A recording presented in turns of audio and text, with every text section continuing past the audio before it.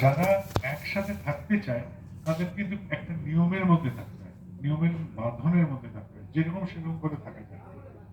একটা স্বামী এলোমেলো চললে তার পরিবার নষ্ট হয়ে যাবে, একটা স্ত্রী যদি এলোমেলো চলে তার সংসার হবে না, একটা ছাত্র এলোমেলো করে পড়াশোনা করবে, পড়াশোনা হবে না, একটা ব্যবসায়ী এলোমেলো করে দোকান খুলবে, দোকানদারি চলবে না।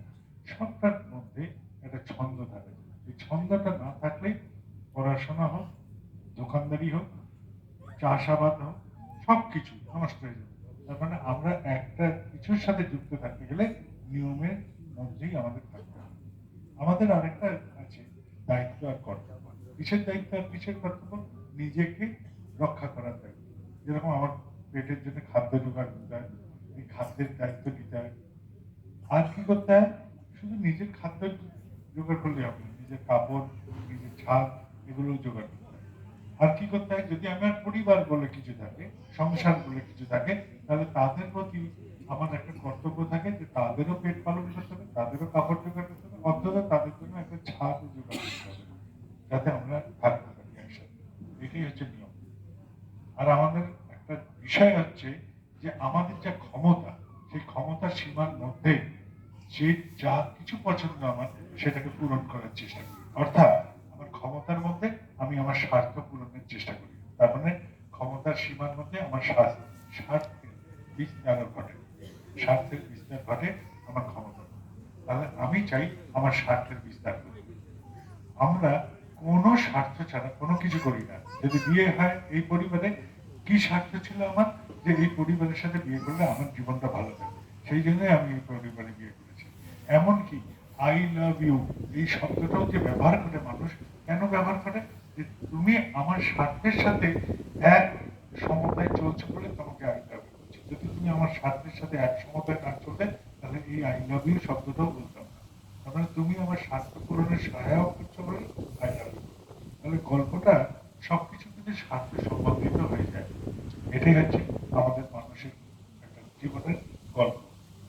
আর একটা সমস্যা আমাদের জীবনে সবচেয়ে বড় কি, যে আমরা অতীতটা দেখতে পারি, এই মুহূর্তটা দেখতে পারি, কিন্তু ভবিষ্যৎটা দেখতে পারি না। পরের মুহূর্তটা আমরা দেখতে পারি না। ওই জায়গায় আমাদের চোখের দৃষ্টি সীমাবদ্ধ, ওইখানে আমি পৌঁছাতে পারি। আমি বর্তমান অবধি দেখতে পারি, এই মুহূর্ত অবধি দেখতে পারি, অতীত দেখতে পারি, কিন্তু ভবিষ্যৎটা দেখতে পারি না। অন্ধ মানুষ কি করে? চোখ নেই বলে সে লাঠি ঠুকে ঠুকে দেখে, লাঠি ঠুকে সে আভাস নেয় পথের বা কিছু।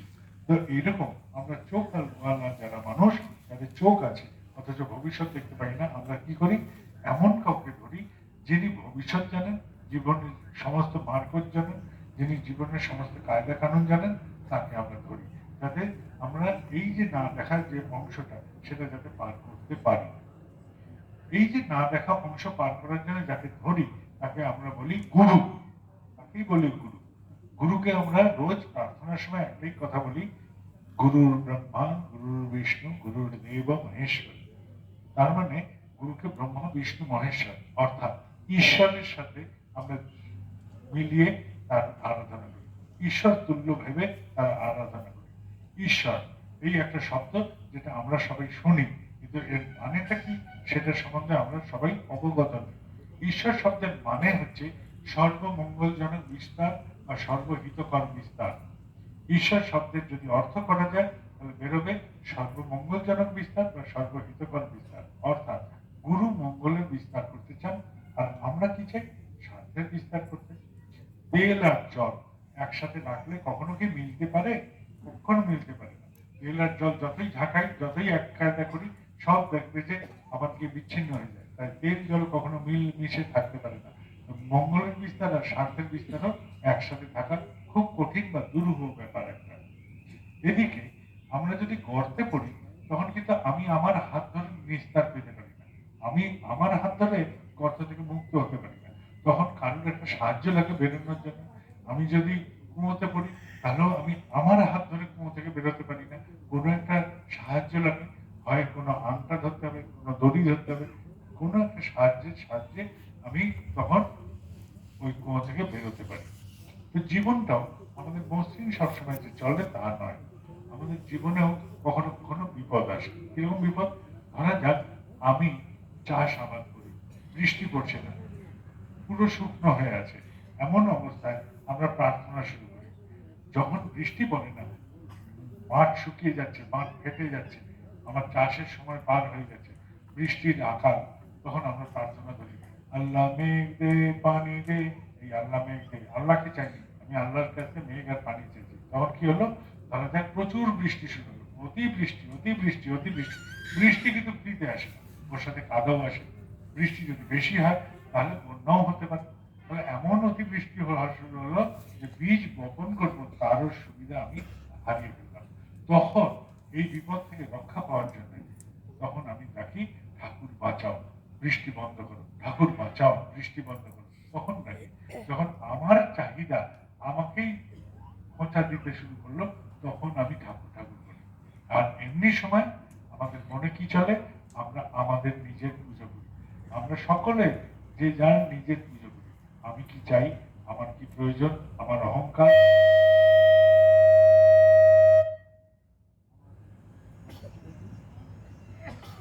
শেষ হয়ে গেছে।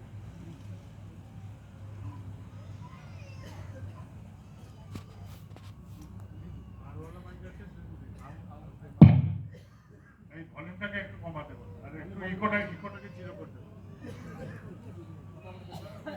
ইকোটাকে জিরো করতে বলো, আর এটা নাই।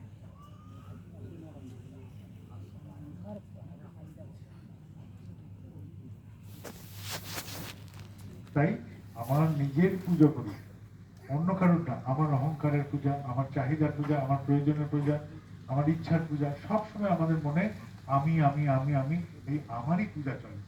আমাদের মনোমন্দিরে আসলে কিন্তু আমরা নিয়ত আমার নিজের পুজো করে চলি, আমরা প্রত্যেকে। আর এদিকে ঠাকুরকে ধরে রেখেছি।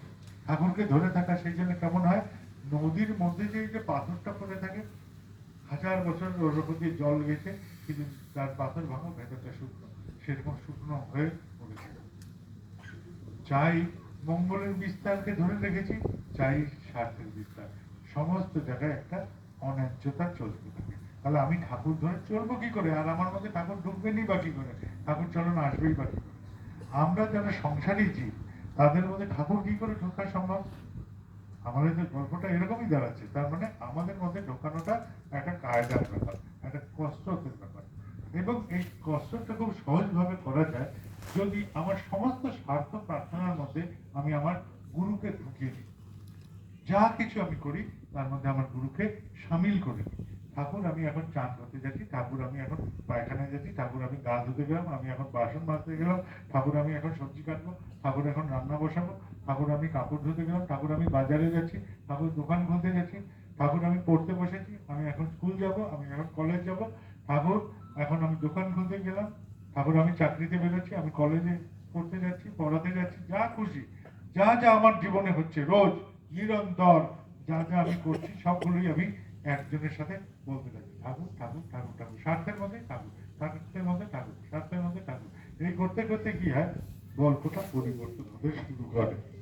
মানসিক ভাবে এই গল্পটা ধীরে ধীরে পরিবর্তন হতে শুরু করে। কিরকম ভাবে, যখন আমি এই স্বার্থের মধ্যে আমি আমার গুরুকে ঢোকাতে থাকি, তখন আস্তে আস্তে গুরু আমার মধ্যে সামিল হতে থাকে। হিন্দিতে একটা দোহা আছে, লালি মেরে লাল কি, যেতে দেখে যেতে লাল, লালি যেখানে मैं चली मैं ही हो गई लाल। আমি প্রিয়কে দেখতে দেখতে প্রিয়র আভায়, প্রিয়র ছটায় আমি পরিপূর্ণ হয়ে গেলাম। এটাই হচ্ছে গল্প। এই লোহা যখন চুম্বকের কাছে আসে, তখন কি হয়, লোহার মধ্যে চুম্বকের গুণ চলে আসে। লোহা কিন্তু আর চুম্বকের গুণ গ্রহণ করে নেয়, খালি ওই চুম্বকের সাথে থাকতে থাকে। তাহলে এই লোহার যেরকম পরিবর্তন হয়, আমাদের মানসিক গঠনেরও কিছু কিছু পরিবর্তন চলে আসতে থাকে। তখন দেখা যায় যে একটা দাম্পত্য জীবন চলছে কোনো একটা বাড়িতে, যেখানে স্বামী স্ত্রী রোজ ঝগড়া করে, রোজ ঝগড়া করে, কাঁয়ে কিজি দাম্পত্য জীবনে সবসময় লেগেই আছে। আর বাচ্চাগুলো, ছোট বাচ্চা, তাকিয়ে তাকিয়ে দেখে আর ভীষণ ভয় পায়, কুচকে পড়ে থাকে। আর তার মানসিক দ্বন্দ্ব তৈরি হয় যে এটা কি হচ্ছে। এই মানসিক দ্বন্দ্বটা ওই বাচ্চার ওই বাবা মার লড়াই দেখে দেখে তৈরি হয়ে যায়।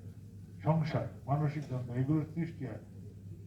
এইরকম দেখতে দেখতে এমন হয়, বাবা মা ওই বাচ্চাটাকে ভুলে গিয়ে নিজেদের অহংকারের যুদ্ধ করতেই থাকে। তখন এইবার ঠাকুর যেই ঢুকতে থাকলেন ওই বাবা মার মনে, তখন একটু করে পরিবর্তন হওয়া শুরু করলো। বাপ ভাবলো যে আমার জায়গায় যদি ঠাকুর কারোর স্বামী হতেন, আমার ঠাকুর যদি কারোর স্বামী হতেন কেমন আচরণ হতেন, ঠাকুর যদি কারোর বাপ হতেন কেমন আচরণ হতেন। এই মানুষটার মধ্যে তখন এই চিত্তের পরিবর্তন হলো। সে তখন ভাবলো আমি আমার ঠাকুরের মতন আমার পিতৃত্ব দেখাবো, আমি আমার ঠাকুরের মতন স্বামিত্ব দেখাবো। আমি যদি স্বামী হই আমার ঠাকুরের মতন হয়ে দেখাবো। আর স্ত্রীও ভাবলো, রোজ যার সাথে ঝগড়া হতো সে ভাবলো আমি স্ত্রী রূপে ঠাকুর যদি যেমন হতেন আমি সেরকম আচরণ করার চেষ্টা করবো, সেরকমই আচরণ করার চেষ্টা করবো।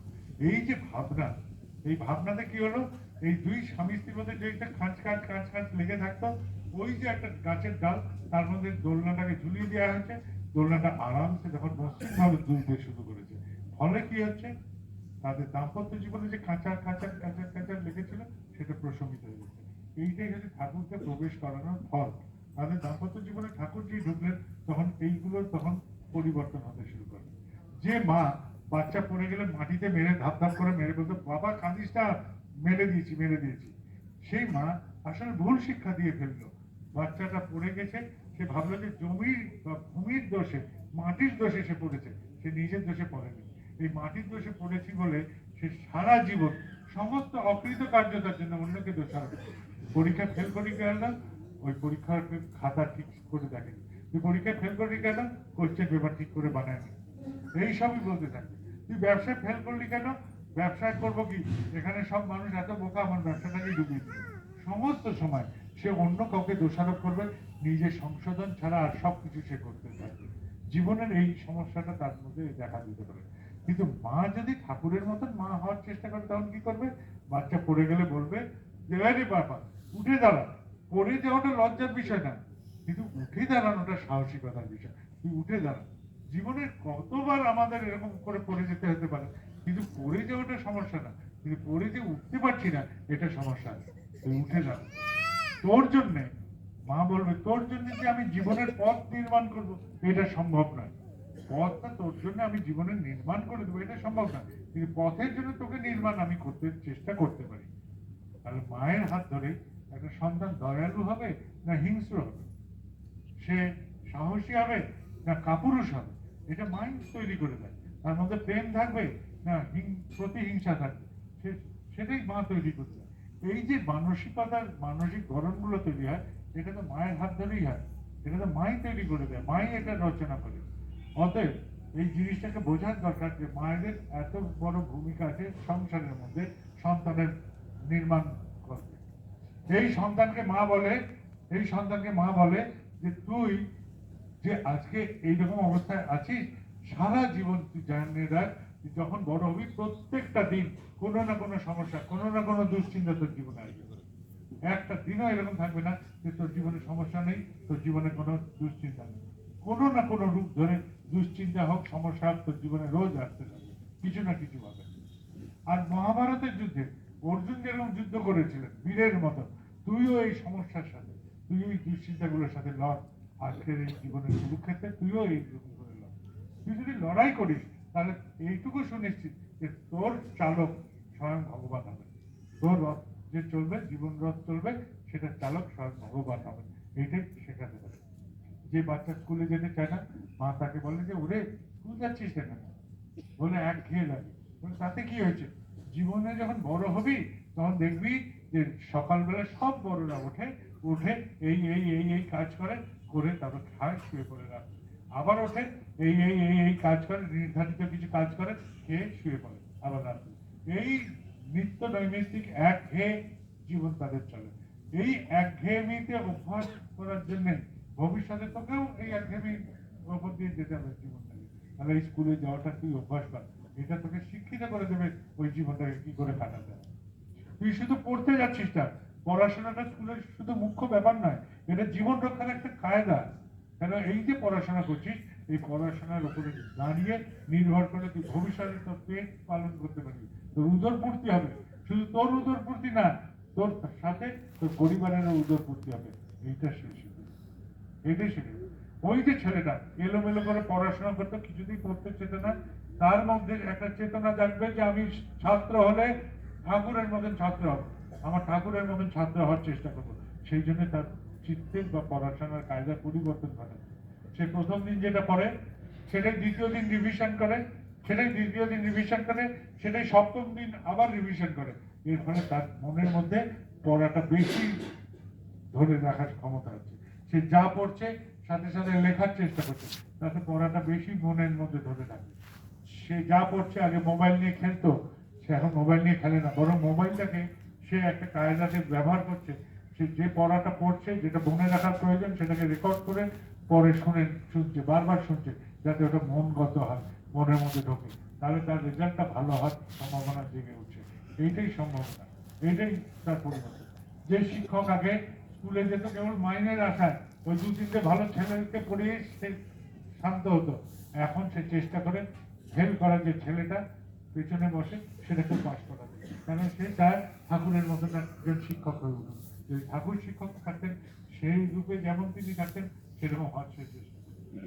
সে ব্যবসায়ী করে সে করতো কি, আগে কিছু ধার বাকি দিয়ে রাখতো কিছু গ্রাহককে, যাতে তার সাথে আটকে রাখা যায় তার দোকানের সাথে।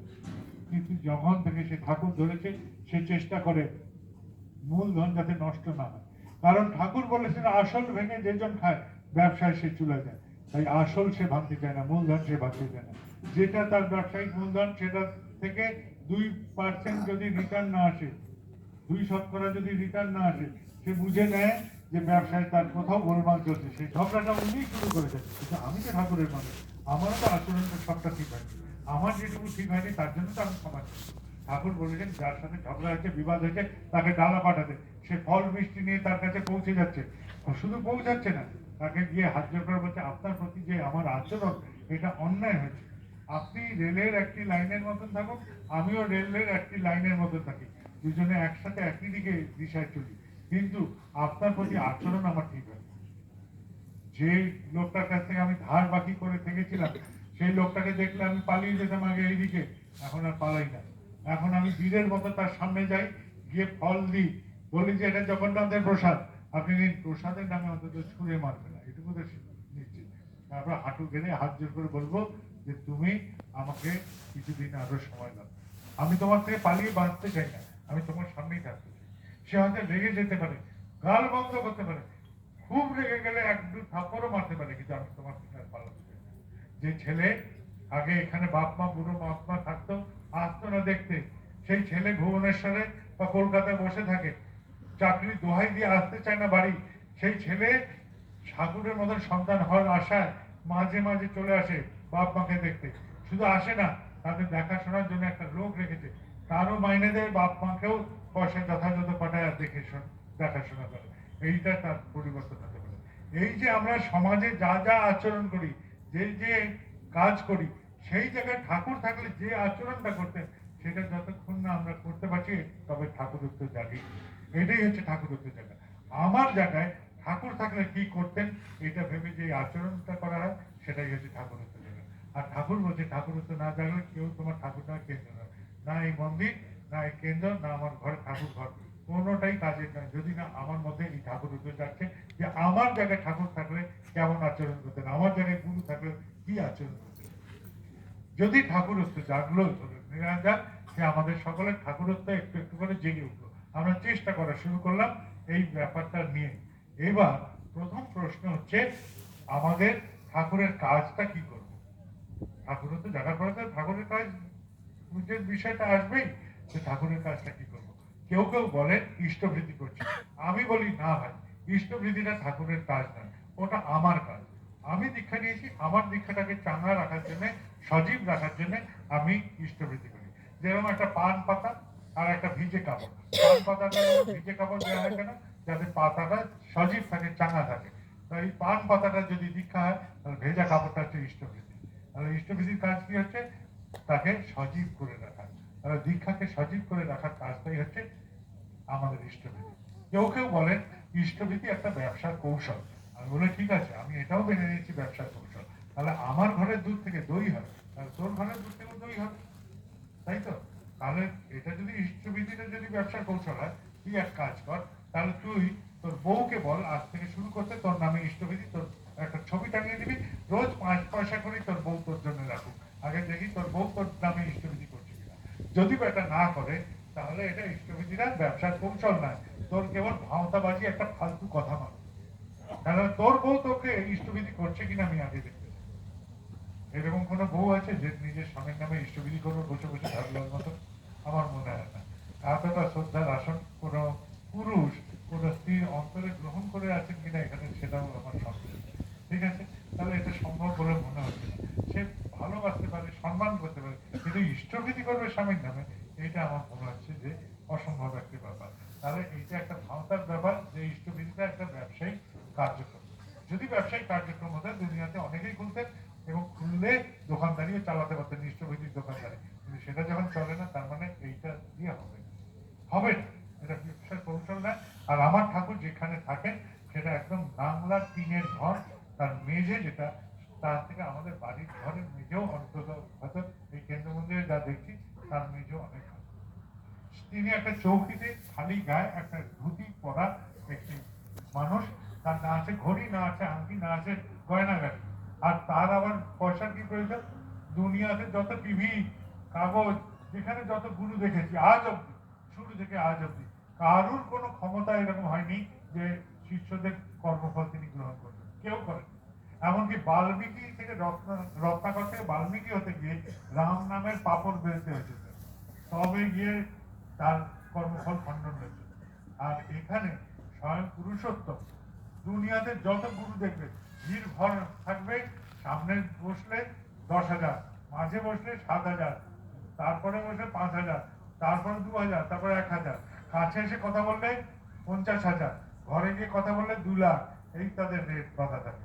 এইসব ভাওতার মধ্যে যেও না, সিধা কথা বলছি, পুরুষোত্তম স্বয়ং আমাদের গুরু, তিনি স্বয়ং আমাদের কর্মফল নিজে গ্রহণ করেন রোজ। আর পুরুষোত্তম ছাড়া কারুর ক্ষমতা নেই আমাদের কর্মফল গ্রহণ করা, কারুর ক্ষমতা নেই এই ইষ্টবিধির মাধ্যমে আমাদের কর্মফল খণ্ডন। কত লোক আছে যারা বলে যে আমি গরিব মানুষ, আমি ইষ্টবিধি করবো কি করে? আমি বলি, বেটা তুমি তো রামের ভাই লক্ষণ নও, 14 বছর বনবাসে দাদার পেছন পেছন ঘুরছো আর না খেয়ে আছো, রোজ তো কিছু খাচ্ছ, আর রোজ তোমার দেহ থেকে মলমূত্রও বেরোচ্ছে, তাহলে এতটুকু তো তুমি খাচ্ছ, রোজ খাচ্ছ কিনা?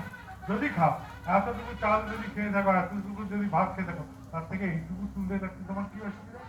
এইটুকু তুলে কয়েকটা দানা তুলে তুমি তাই দিয়ে ইষ্টবিধি করো, 30 দিনে যেটুকু দানা তোমার হবে সেটার বিনিময়ে 5, 10, 15 যা পাবে সেটা পাবে। এই যে তুমি করতে থাকবে, গরিব থাকাটা অসুবিধা না, কিন্তু মানসিক ভাবে তুমি গরিব হয়ে গেছো, এইটাই অসুবিধা।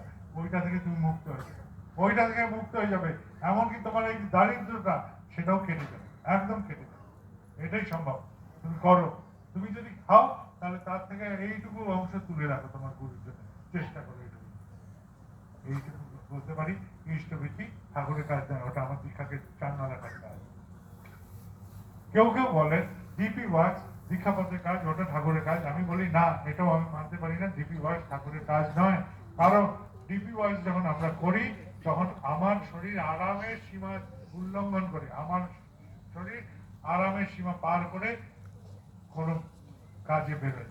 আরামের সীমা যেই আমার শরীর পার করলো, স্বাস্থ্য বিজ্ঞানীরা বলছেন, শরীর বিজ্ঞানীরা বলছেন যে তোমার শরীর যেই আরামের সীমা পার করবে তোমার শরীর ভালো থাকবে। আরামের মধ্যে থাকলে তোমার শরীর অকেজ হয়ে যাবে, আরামের সীমা যেই পার করবে তোমার শরীর ভালো থাকবে। তার মানে আমি আরামের সীমা যেই পার করি আমার শরীর ভালো হয়, এটা আমি বলছি না, শরীর বিজ্ঞানীরা বলছেন। যদি কোনো কাজে একের বেশি লোক একই দিকে যাও তাহলে মন ভালো থাকবে, এটা আমি বলছি না, মনোবিজ্ঞানীরা বলছেন, সাইকোলজিস্ট, সোশ্যাল সাইকোলজিস্টরা বলছেন যে একই কাজে একই দিশায় একই জায়গায় একের বেশি লোক যদি যাও তাহলে তোমার মন ভালো থাকবে। দীক্ষাপত্রের কাজে আমরা কেউ একা বেরোই না, সচরাচর একের অধিক যাই, তাই আমাদের দীক্ষাপত্রের কাজে শরীরও ভালো হয়, মনও ভালো হয়। কি করতে যাই? সামাজিক কার্যক্রম করতে যাই। কি নিয়ে যাই? ঠাকুরের কথা নিয়ে যাই, মানে আধ্যাত্মিক কার্যক্রম নিয়ে যাই। তাহলে দীক্ষাপত্রের কাজে আমার শারীরিক, মানসিক, সামাজিক, আধ্যাত্মিক 4টে বিষয় যুক্ত হচ্ছে। WHO, হু, ওয়ার্ল্ড হেলথ অর্গানাইজেশন, আপনারা অনেকে করোনার সময় এই নামটা শুনে থাকবেন।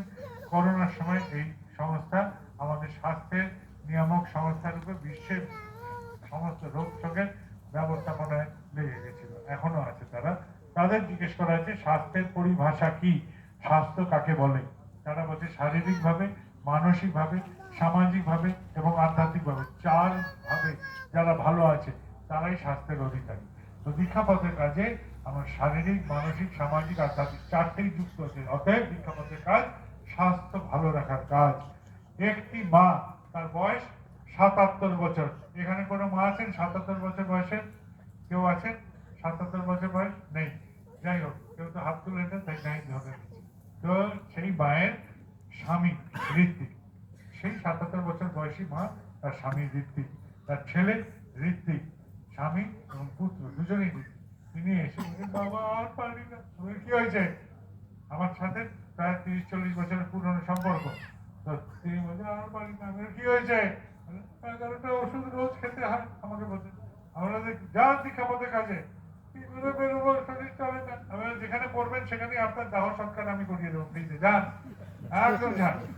আমার বকা টকা খেয়ে চলে গেলেন উনি। কিছুদিন পরে ওনার ছেলে এসে বলছে, দাদা একটা চমৎকার হয়ে গেছে। কি বলে? মা একদম পুরো চাঙ্গা হয়ে গেছে, 11খানা ওষুধ একটাও লাগে না, প্রেশারের ওষুধ সেটাও শেষ হয়ে গেছে, আর লাগছে না, মা একদম পুরো চাঙ্গা। এই দীক্ষাপত্রে কাজ করে করে একটি ৭৭ বছর বয়সী মা, তিনি পুরো চাঙ্গা, যার স্বামী নীতি, ছেলে নীতি। এই একটা ঘটনা আপনাদের কাছে তুলে ধরলাম।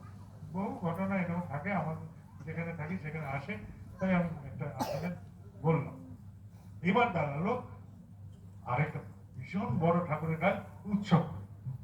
আমরা আচ্ছা উৎসব করো। উৎসব করা মানে কি? উৎসমুখী হওয়া।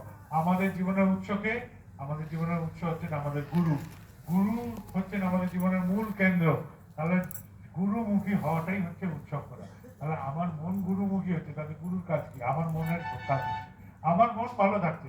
আমার মন যদি এক মুহূর্তের জন্য গুরুর সাথে যুক্ত হতে পারে, তাহলে আমার মন চাঙ্গা থাকে। তো এটা আমার মন ভালো রাখার কাজ। উৎসব করা মানে মনকে ঠাকুরমুখী করা, এটাই হচ্ছে উৎসবের তাৎপর্য।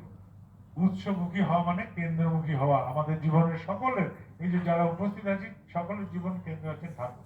আর এই ঠাকুর নিয়েই আমরা সমবেত হয়েছি। আমার জন্য কেউ আসেছেন আমি এটা বিশ্বাসও করি না, কেউ বললেও আমি বিশ্বাস করি না, কারণ সবাই এসেছেন এখানে ঠাকুরের সম্বন্ধে কিছু যদি কথা হয় সেটা শোনার জন্য।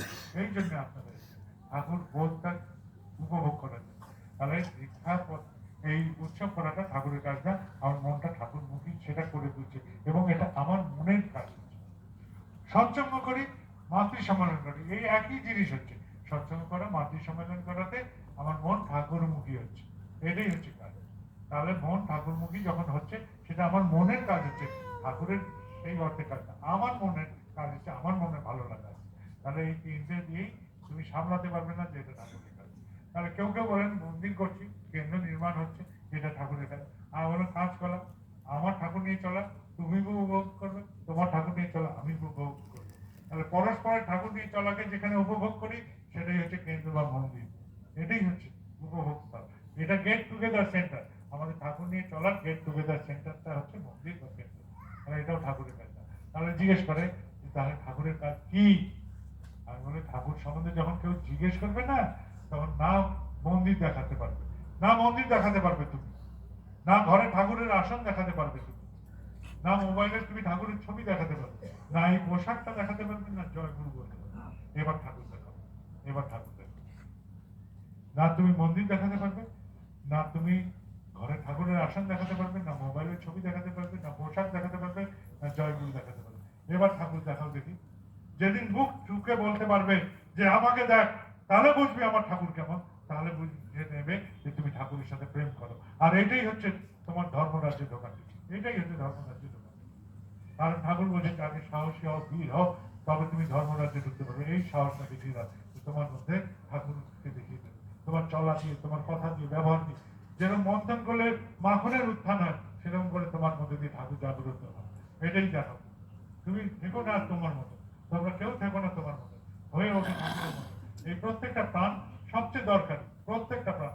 তোমরা না থাকলে তোমার জগৎ বলে কিছু থাকে না। আমি যদি মারা যাই, আমার ঠাকুর বলে কেউ থাকবে না, আমার বউ বাচ্চা থাকবে না, আমার ঘর সম্পদ থাকবে না, কিছু থাকবে। তাহলে আমি সবচেয়ে দরকারি জিনিস এই পৃথিবী। তাহলে প্রত্যেকটা মানুষ আমরা সবাই দরকার। তাহলে আমার মধ্যে যদি ঠাকুর না দেখায়, ওই একটা কাগজে ছাপানো একটা প্রতিকৃতি, সেটাকে ঠাকুর বলে আমি পূজা করছি? একটা বিগ্রহ মাটি মূর্তি কেটে নিয়ে তার পুজো করছি। যতক্ষণ না আমার ঠাকুরত্ব যাচ্ছে, যতক্ষণ আমি আমার মধ্য দিয়ে ঠাকুরকে প্রদর্শন করতে পারছি, তাহলে ওই বিগ্রহের মধ্যে প্রাণ প্রতিষ্ঠা করে কে? আমার আমার প্রার্থনা, আমার চলা। আমি যখন ওখানে গিয়ে নতমস্তক হই, তখন ঠাকুর ওই বিগ্রহের মধ্যে সামিল হয়। এটাই হচ্ছে নিয়ম। আগে তো আমার মধ্যে জাগ্রত করতে হবে, এটাই তো বিরক্ত। ঠিক আছে? বলবে বেটা ভিখারি, নুন ভাত খাস, থাকিস মাটিতে শুয়ে, প্লাস্টিক টাঙিয়ে পড়ে আছিস, ঘরের ছাদও তো ফাটা, তোর মধ্যে ঠাকুর দেখাচ্ছিস। আমি বলবো যে দেখ, আমি দরিদ্র, আমি গরিব, কিন্তু আমি আমার ক্ষমতায় নুন ভাত খাচ্ছি। আমি আমার ক্ষমতায়, এটা আমার রাজ সিংহাসন যেখানে আমি শুয়ে থাকি। আর এই যে প্লাস্টিক টাঙানোর যে ছাদটা দেখছি, এটা আমার রাজমহল, এটা আমার রাজমহল। আমার দরিদ্র হতে অসুবিধা নেই, কিন্তু আমি গৌরবহানি হতে চাই।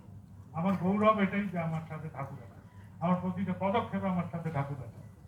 যদি ধনী ব্যক্তি তোমাকে ফুটানি দেখাতে পারে তার ঘড়ি, আংটি, জামা কাপড়, জুতো দেখে, তার তুমি কেন ফুটানি দেখাবে না তোমার ঠাকুর দেখে?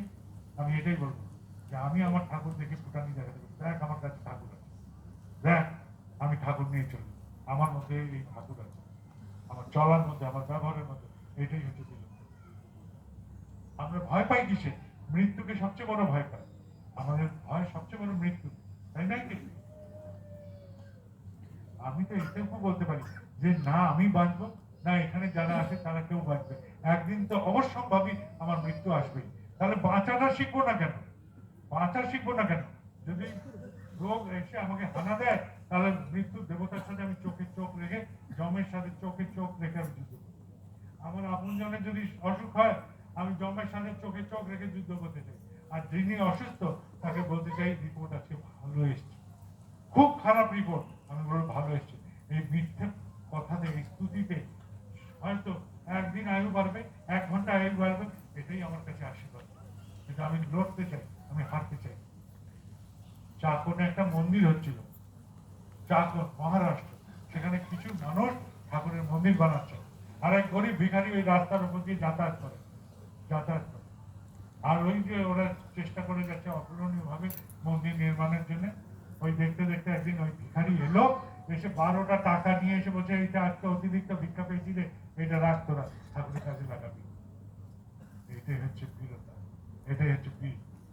যে আমার খাওয়া নেই, থাকার জায়গা নাই, আমার ভবিষ্যৎ বলে কিছু নেই, সে পর্যন্ত ভিখারি, সে ঠাকুরের কাজে উদ্বুদ্ধ হয়ে 12 টাকা দিচ্ছে। এই 12 টাকার সাথে আদানি আম্বানি 12 কোটি টাকা দিলে কোনো কোনো তুলনা হতে পারে? তাদের 12 কোটি টাকা বেরিয়ে গেলে ফুস করে ওরা বুঝতেও পারবে না, কিন্তু এই 12 টাকা তার কাছে কতটা তুলনীয়, আর সেটা কেমন ভাবে পরম পিতাকে স্পর্শ করেছে তাই আপনারা কল্পনা করতে পারেন। তাই গরিব হওয়াটা অসুবিধা না, ভয় পাওয়াটা আমার